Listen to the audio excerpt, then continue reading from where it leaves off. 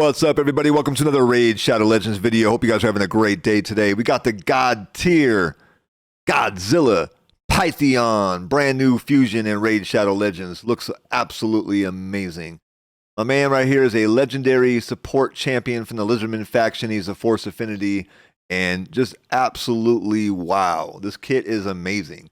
This is not a fusion you're going to want to miss. You want to absolutely make sure you get this guy. He is like a top tier looking champion as far as fusions go, and maybe the best fusion of all time. I think he's right up there with Rotos and some of these other ones. So right here we have, I guess, what appears to be the closest thing to Duchess we've had as far as a fusion goes that I could think of. And I don't have a Duchess, so I think this is absolutely amazing for the game. It's absolutely amazing for everyone's account. I mean, you're getting a basically, not free, obviously. You still got to do the work for it. You still got to put in the time and effort. But a kind of a free chance for a guaranteed Duchess-like character. And that tier level of character is just something that you don't want to pass up. You know what I'm saying? Which makes it very exciting for 2023 here. It appears to be, maybe even in some ways, yes, in some ways, no, that we're getting a lot of power creep for 2023 in the year of the PvP. So whether this guy is more powerful than Duchess, or as equally powerful or less powerful, we're getting some characters that are definitely rivaling, that's for sure. Let's go over the kit here real quick. Here we go. It's Rapacious Staff. Attacks one enemy 2 times. Heals the ally with the lowest HP by 5% of this champion's max HP after each hit. So it's total of 10% HP. Now, technically speaking, I prefer the shield that Duchess gives on her A1 over the heal. But, you know, teach their own. Now, Shed Skin A2. Removes all debuffs from all allies, then heals them by 10% of their max HP. Heals each ally by an extra 5% of their max HP for each debuff removed from them. Also places a block debuffs buff on all allies for 2 turns. 2 turns, very key there. You know, you get some characters like the Epics, they have, 1 turn. It's nice enough on its own, but 2 turns is much nicer. It has a 4-turn cooldown, 3 turns when booked up. So this is a very nice A2, just very, very nice. If that's all he had, he'd already be looking pretty good. Immortal Serpent, kind of put him over the top. This is a very Duchess-like ability here, although a little different. Revives all dead allies with 50% HP and 50% turn meter, then places a 25% strengthen buff on all allies for 2 turns. So similar but different to the Veil, Perfect Veil that Duchess puts on everybody. So that kind of hides everybody from being hit. It also gives them a little bit of AoE damage protection, whereas Strengthen is just a straight up 25% damage decrease. So very nice ability right there, and it pairs really well with Duchess as well too. So you're going to get a Strengthen and a Perfect Veil. This ability is very strange. The way it works is because you probably, I haven't been able to test them yet, and I can't speak from experience, but using characters like Ursula the Mourner, you should be able to cast a Strengthen regardless if anybody is dead or not.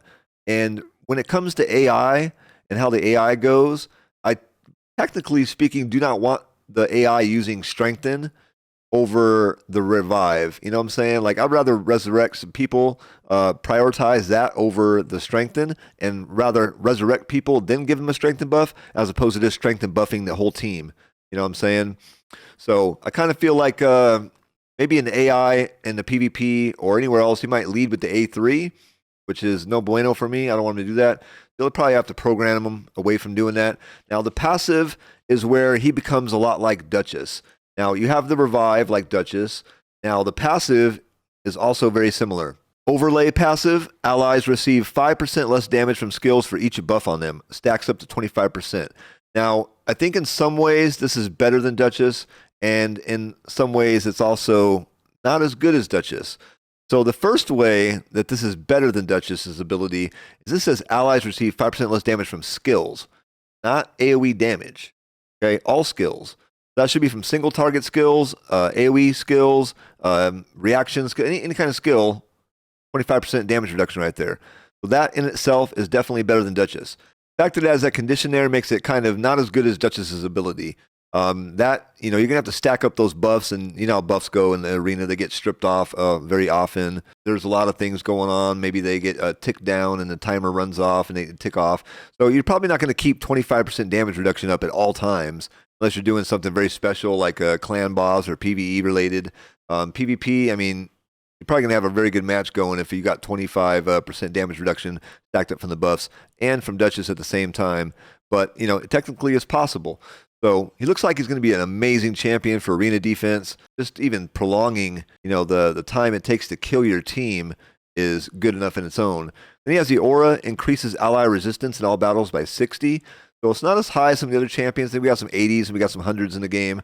But 60 is definitely nothing to scoff at. It's a premium aura, so especially for the arena. Now, what kind of tripped me out was the fact that this guy looks very purple here. And then when you take a look at his actual image here, he looks very blue. So I'm kind of confused as to actually what he's going to look like default skin-wise. Is he going to be blue? Is he going to be purple? I'm not sure. Possibly purple based off of, looks like the staff right here has the purple jewel. And the wings look a little purpley, but I thought it was funny that one's purple, one's blue, and I'm not sure exactly what he's going to be like in the game. So maybe we'll get some skins of this guy as well. So, you know, guy's looking really amazing though with the kit. His actual design looks absolutely amazing. Godzilla is one of my favorite characters in like the entire universe. So any Godzilla-like characters, you know, I think he's amazing. I went and juxtapositioned him against a bunch of you know, high-rise buildings like in New York City or Tokyo, just to give him that force perspective, and I think it's very cool. I hope he's giant in the game, like he's actually pretty big. But yeah, this champion is amazing. Make sure you don't miss this fusion. He's probably going to be, you know, this champion we see all over the arena, a meta champion, probably going to be in there in the platinum ranks. So, you know, definitely grab this guy. He looks super dope on all levels. The kit's amazing. The actual design is amazing. I can't wait to get my own. And hopefully, you know, sometimes you get lucky and pull these fusions before the fusion actually, you know, is done. So you get one of those champion chases or those summon rushes. Maybe I can pull a dupe of this guy, just like I did with the piggy, and I'd be very happy with that. I'd love that. So I got me a dupe Ukko before he came out, and I would love one of this guy. We got Pythion here, the God tier Godzilla fusion.